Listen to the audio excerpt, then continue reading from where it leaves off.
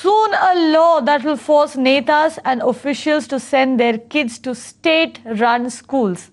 Yes, that policy sounds a bit bizarre, but a Karnataka MLC who has introduced this draft bill says that this may be the only way to ensure that government schools get a facelift. Force the lawmakers' children to go to government schools to ensure that they take note of the dilapidated conditions of government schools.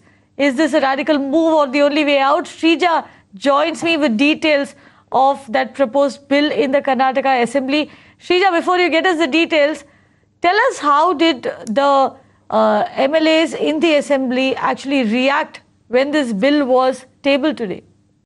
Well, of course, in fact, it was Congress MLC Raghu Achar who had presented this bill in the council, is what we're given to understand. Of course, there were certain leaders who were against it. There were some, in fact, majority of them unanimously accepted to this bill, saying that, of course, it's a very good idea. But the kind of justification given by Congress MLC Raghu Achar to other leaders, especially leaders, MLAs or legislators or cabinet ministers for that matter, was that if you are holding a government job, then you better send your child to, in fact, a government school. Of course, this has not gone down well with some of the legislators, the party leaders as well. But what we do understand, this is the bill which has been tabled here, especially in the council. Of course, it came up for discussion. But what we do need to wait and watch is once it is tabled, finally, the bill is amended in the month of January here in Bengaluru alone.